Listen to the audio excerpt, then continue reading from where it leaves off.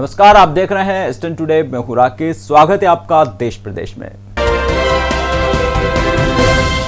जोधपुर के तखत सागर जलाशय में डूबे कैप्टन अंकित गुप्ता की तलाश में जुटी सेना को छठे दिन सफलता मिल गई। अंकित गुप्ता के शव मिलने से परिजनों सहित क्षेत्र के लोगों में शोक की लहर छा गई। सेना ने अपनी रणनीति को बदलकर कैप्टन की तलाश के लिए तखत सागर पर बड़ा सर्च अभियान चलाया था। स्पेशल फोर्स के कमांडोज के साथ कैप्टन अंकित गुप्ता ने शुक्रवार दोपहर कायलाना झील में हेलीकॉप्टर से झील में छलांग लगाई थी। इसके बाद 3 जवान तो झील से बाहर निकल गए, लेकिन कैप्टन अंकित गुप्ता नहीं निकले। उसके बाद से सेना, एयरफोर्स और पुलिस के साथ सर्च ऑपरेशन कर कैप्टन अंकित गुप्ता की तलाश कर रही थी।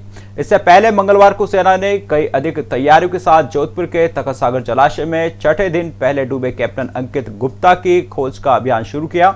सेना ने गोताखोरों के साथ मंगवाई पानी में देखने वाले कुछ कैमरों की सहायता भी ली। गोताखोरों ने पूरा तखत सागर छान मारा, तब जाकर शव मिला। 61 फीट भराव क्षमता वाले तखत सागर में इस समय 46 फीट पानी भरा हुआ है। इसका तल समतल नहीं होकर पहाड़ी क्षेत्र है, साथ ही इसमें बहुत अधिक झाड़ियां उगी हुई है। इसे ध्यान में रखकर ही गोताखोरों ने नए सिरे से झाड़ियों में उनकी तलाश की।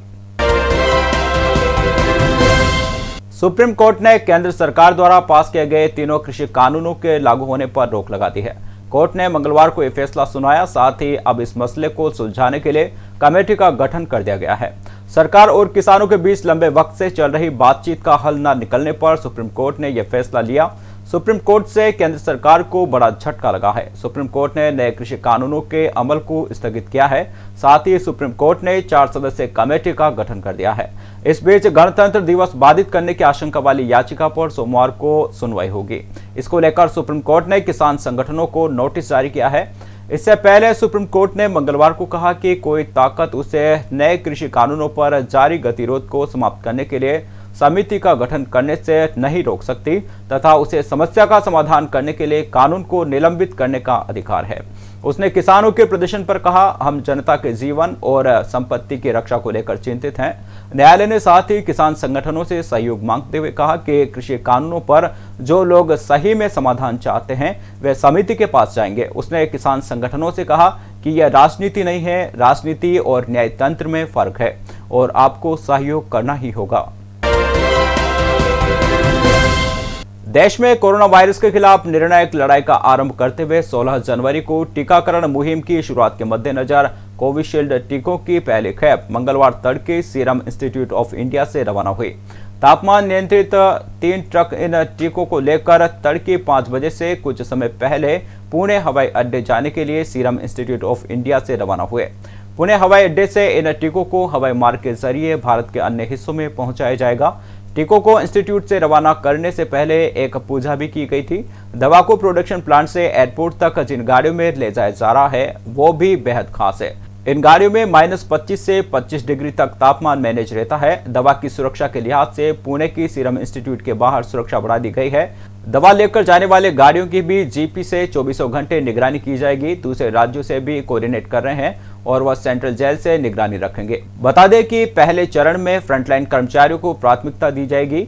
इसमें हेल्थ वर्कर, सफाई कर्मचारी और सैन्य बलों से जुड़े लोगों को टीका लगाया जाएगा। पहले चरण में लगभग 3 करोड़ नागरिक शामिल होंगे। दूसरे चरण में 50 से अधिक उम्र के व्यक्ति और दूसरी बीमारियों से पीड़ित लोगों को टीका लगाया जाएगा। दूसरे चरण में टीका लगवाने वालों की संख्या लगभग 27 करोड़ होगी। प्रधानमंत्री नरेंद्र मोदी ने वीडियो कॉन्फ्रेंसिंग के जरिए नेशनल यूथ पार्लियामेंट फेस्टिवल को संबोधित किया। उन्होंने कहा कि स्वामी विवेकानंद की जन्म जयंती का यह दिन हम सभी को प्रेरणा देता है। यह इस बार इसलिए भी विशेष हो गया है क्योंकि इस बार की युवा संसद के सेंट्रल हॉल में हो रही है। इस हॉल में हमारी आजादी के निर्णय लिए गए। उन्होंने सरकार की नीतियों में युवाओं को तवज्जो का भी जिक्र किया।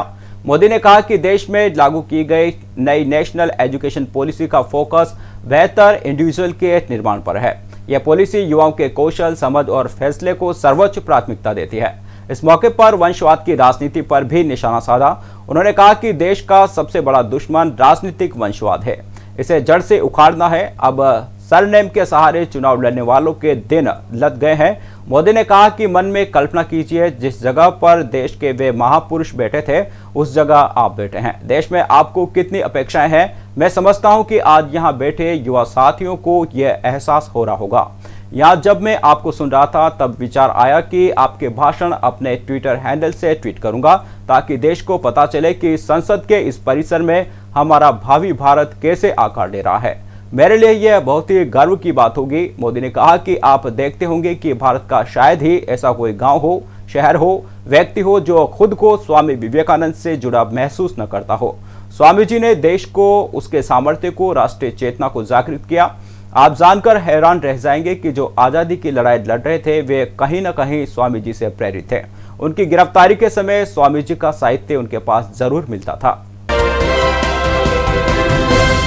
कांग्रेस के पूर्व अध्यक्ष राहुल गांधी ने मंगलवार को सरकार पर प्रदर्शनकारी किसानों को इधर उधर की बातों में उलझाने का आरोप लगाया और कहा कि किसान की सिर्फ एक मांग तीनों कृषि कानूनों को वापस लेने की है।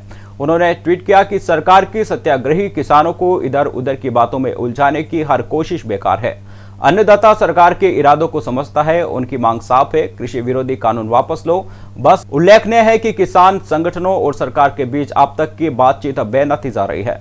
उधर उच्चतम न्यायालय ने 3 कृषि कानूनों को लेकर किसानों के विरोध प्रदर्शन से निपटने के तरीके पर सोमवार को केंद्र को आड़े हाथों लिया और कहा कि किसानों के साथ उसकी बातचीत के तरीके से वह बहुत निराश है। न्यायालय ने कहा कि इस विवाद का समाधान खोजने के लिए वह अब एक समिति गठित करेगा।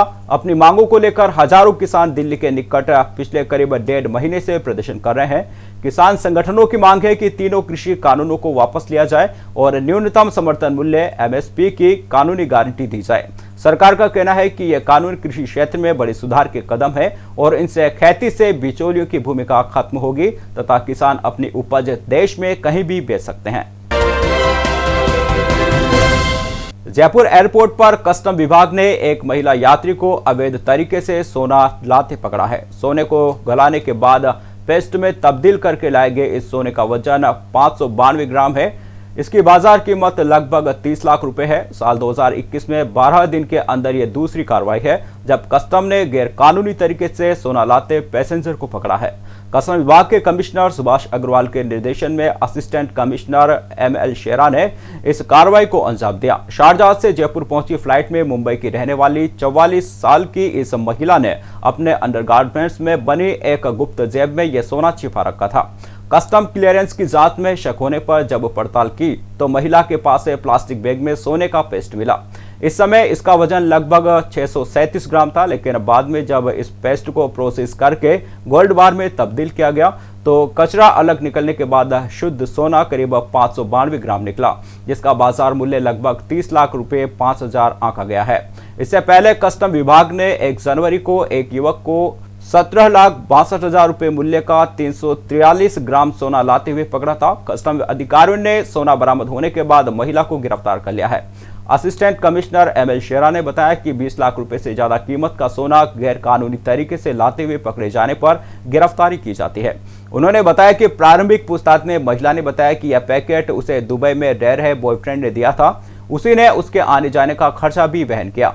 पैकेट देते समय कहा था कि जयपुर एयरपोर्ट के बाहर एक व्यक्ति मिलेगा जो तुम्हें पहचान लेगा और पैकेट ले लेगा।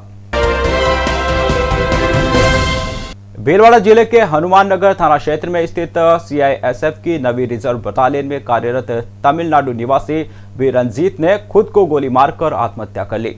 जवान कार्यालय के गेट नंबर 2 पर सुरक्षाकर्मी के तौर पर तैनात था और अल सुबह अपने ही हथियार AK-47 से गोली मारी थी।